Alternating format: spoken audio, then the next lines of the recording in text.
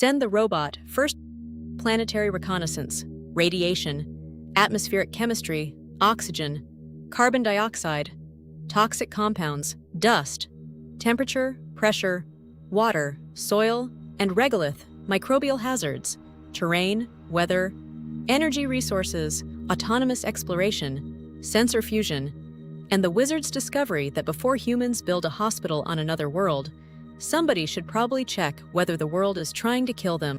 The first patient in Chapter 18 was approximately 4.6 billion years old.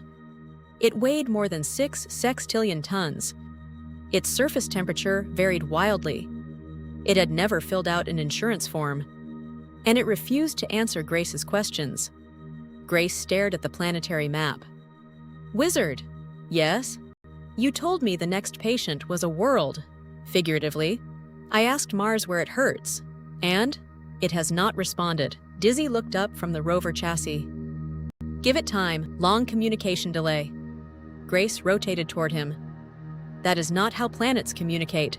You're learning." The wizard stood beside a prototype planetary rover covered in instruments: radiation detector, spectrometer, environmental sensors, cameras, thermal imaging, dust monitor, atmospheric instruments, ground-penetrating sensors, weather package, chemical analysis equipment, robotic sampling arm, and enough computers to make the rover almost as argumentative as Grace. The wizard looked at the machine. "Before humans land somewhere, what do we really want to know?" Grace answered immediately. "Whether they can survive." Exactly. And suddenly, planetary exploration looked remarkably similar to medicine. Observe, measure, compare, identify hazards, quantify uncertainty, look for resources, watch trends, recognize when the instruments disagree, and never confuse a beautiful image with a complete diagnosis. Chapter 2 had apparently reached Mars, the first medical examination of a world. The wizard drew a human being on one side of the board. On the other, he drew Mars. Under the human, temperature, pressure, oxygen, chemistry, radiation exposure, hydration, environmental hazards. Under Mars, temperature, pressure, atmospheric gases, radiation, water, chemistry, dust, weather. The wizard stepped back. Dizzy laughed. "You're giving Mars a physical." "Something like that." A physician asks, "Can this body support life?" A planetary engineer asks, "Can this environment support the body?" Those questions meet in space medicine. The robot going first would investigate the boundary. Not, "Is Mars alive?" but, "What happens to a human being if we put one here?" Grace considered this. "That is a more useful question." "Much. The world is guilty until proven habitable," Dizzy objected. "That's pessimistic." The wizard disagreed. Planetary safety needed conservative thinking. Assume the atmosphere is not breathable until measured. Assume dust may be hazardous until characterized. Assume radiation requires protection. Assume water must be tested before drinking. Assume unknown chemicals deserve investigation. Assume terrain can trap a rover or injure a human. This did not mean the world was hostile. It meant humans should not confuse optimism with environmental engineering. Grace wrote, "Extraterrestrial nature does not owe us compatibility." The wizard smiled. Mars had not been designed for people. If humans wanted to live there, we would need to understand the difference. Radiation first. Before worrying about scenic views, the wizard wanted radiation data. A future crew could bring oxygen, food, water recycling, pressure, heat. But shielding against radiation required serious design. Robotic scouts could measure background radiation, variation with terrain, changes with altitude, solar particle events, secondary radiation, potential shielding effects of local geology. Could a lava tube provide better protection? Could a habitat be buried beneath regolith? Could water stores supplement shielding? Grace mapped dose rates. The wizard looked for geography offering natural advantages. A planetary reconnaissance robot wasn't merely measuring danger. It was searching for safer places inside the danger. The radiation map. Grace generated a map. Not one value for the entire planet. Terrain mattered. Elevation could matter. Shielding geometry mattered. Solar conditions changed over time. Radiation exposure was dynamic. The wizard imagined future settlers selecting a habitat location, partly through radiation geography. A beautiful ridge might have excellent solar power and terrible shielding. A boring depression might protect better. Mars real estate would require different brochures. Dizzy drafted one anyway. Charming subterranean property. Excellent cosmic ray mitigation. No HOA. The wizard saved it. Atmospheric pressure. Then came pressure. Humans need more than oxygen molecules. We need an environment where gases can be breathed at physiologically appropriate partial pressures and where the body is protected from extremely low external pressure. Mars has an atmosphere. That does not make it breathable. A robot could map atmospheric pressure, daily variation, seasonal patterns, weather-related changes, local differences associated with elevation. Grace looked at the numbers. Humans cannot simply walk outside, correct? Even with supplemental oxygen, not with oxygen alone. This was an important distinction. A portable oxygen bottle solves one problem on Earth. On Mars, pressure itself is part of life support. Spacesuit engineering was medicine again. Oxygen. Dizzy pointed at an atmospheric analysis display. There is oxygen, Grace answered. At a concentration and partial pressure inadequate for human respiration. Dizzy sighed. You're no fun. Tiny amounts of a gas do not make an atmosphere usable. The robot needed quantitative chemistry. How much oxygen?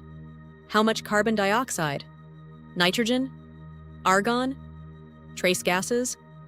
Water vapor? And how did those vary?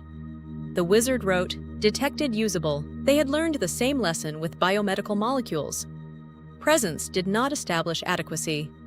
Carbon dioxide. Mars' atmosphere is dominated by carbon dioxide. That sounds dangerous to humans. It is. But to engineers, it is also potentially useful. A resource.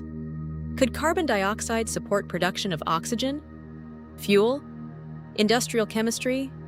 Greenhouse systems? The reconnaissance robot therefore had two jobs. Identify what could harm humans. Identify what humans could use. This changed the definition of a hostile environment. A hazardous material might simultaneously become a feedstock. Grace summarized, environmental risk and resource value may coexist. Exactly. The wizard was beginning to think like a settler. ISRU. The engineers loved acronyms. This one mattered. In situ resource utilization. Instead of carrying everything from Earth, humans could potentially use local resources. Water, atmospheric gases, regolith, minerals, maybe manufacture, oxygen, fuel, construction materials, radiation shielding, water supplies, industrial feedstocks. The robot going first could survey those possibilities. The wizard smiled. The most important cargo on the first human mission might be information collected by robots years earlier. The robot as prospector, Grace's planetary cousin, drove toward a promising site. The rover analyzed surface composition, subsurface structure, hydrogen signatures, minerals, thermal behavior, terrain. If local water ice existed and could be accessed practically, the implications were enormous. Water is drink. Hygiene, agriculture, chemical feedstock, oxygen source, hydrogen source, radiation shielding. The wizard stared at the map. Find water, Dizzy nodded. Same instruction settlers have followed for thousands of years. Some technologies change. Some priorities do not. Water does not mean drink it. The rover found evidence suggesting water ice. Dizzy celebrated. Grace did not.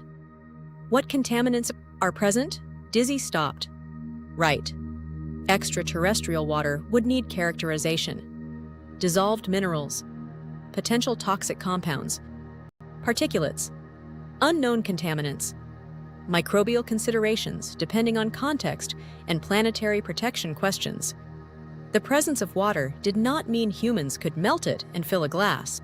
The wizard repeated, "Resource identification comes before resource qualification. There would be treatment, testing, quality control. Water on another planet would become part mine, part utility, part medical supply. The dust. Mars had another gift for the crew. Dust. Lots of it. Fine particles could enter machinery, coat solar panels, abrade seals, reduce visibility, contaminate habitat entry areas, and potentially create human health concerns if brought inside." The wizard stared at the simulated dust. "Can Grace clean this?" Grace replied. "I recommend not allowing it to enter the habitat in the first place." Good answer. Prevention beat decontamination.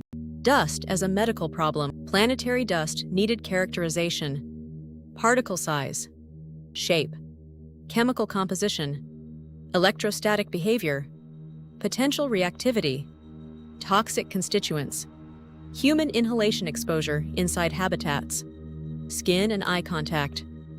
The robot could sample it before human boots ever touched the site. The wizard imagined future airlocks designed around dust management, suit ports, cleaning systems, electrostatic removal, vacuum systems, filtration. The boundary between geological science and occupational medicine disappeared. A rock could become a respiratory hazard. Perch laurets and other chemistry. Certain Martian soil and regolith chemistry has raised concerns about compounds such as perch laurets. The wizard did not want a sensational label, "Mars soil poisonous." That was too simple. The meaningful questions were, which compounds? At what concentrations? How variable by location? How could humans be exposed? Could processing remove or reduce them? Could those same compounds have useful industrial applications? The rover's chemical laboratory therefore mattered enormously. Soil intended for agriculture might need treatment. Dust entering a habitat might need control. Resource extraction required chemistry, not assumptions. The soil that isn't soil, Grace corrected the wizard. Regolith, right. On Earth, soil usually implies a biologically active mixture of mineral particles, organic matter, organisms, water, gases, and other components. On another world, loose surface material may be more accurately called regolith. The distinction mattered if humans dreamed of farming. You cannot necessarily plant tomatoes in extraterrestrial regolith and wait. Plant growth might require nutrients, organic matter, appropriate pH, water management, removal or control of toxic compounds, microbial ecology. The wizard smiled. The first Martian farmer might spend more time running a chemical plant than driving a tractor. Temperature, Mars could be cold. But again, one temperature was meaningless. Day, night, latitude, season, elevation, surface, subsurface, sunlight, shade. The robot needed trends. Thermal mapping could help identify extreme exposure conditions, habitat thermal loads, potential subsurface ice, equipment survival requirements, energy storage needs. Grace generated daily curves. The wizard looked at the swings. A spacesuit is also HVAC. Correct. And a habitat. Correct. And a medical protection system.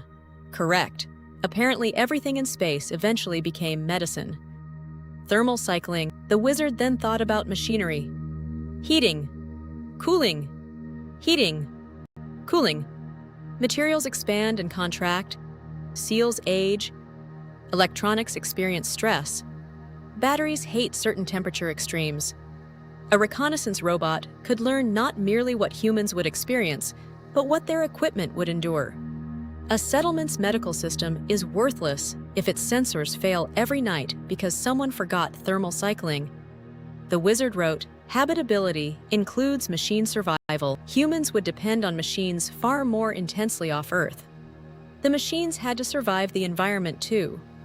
Weather. Mars has weather, wind, dust storms, pressure changes, temperature cycles, clouds, and other atmospheric phenomena. The robot carried a weather station. Why? Landing safety, surface operations, power production, thermal planning, dust exposure, communications, human extravehicular activity. The wizard imagined the Martian morning report: radiation acceptable, pressure expected, dust probability elevated, solar production reduced, outdoor EVA delayed. Dizzy laughed. So astronauts will still talk about the weather. Constantly, civilization survives change surprisingly well. Global Robotics Corporation, Robert Colee.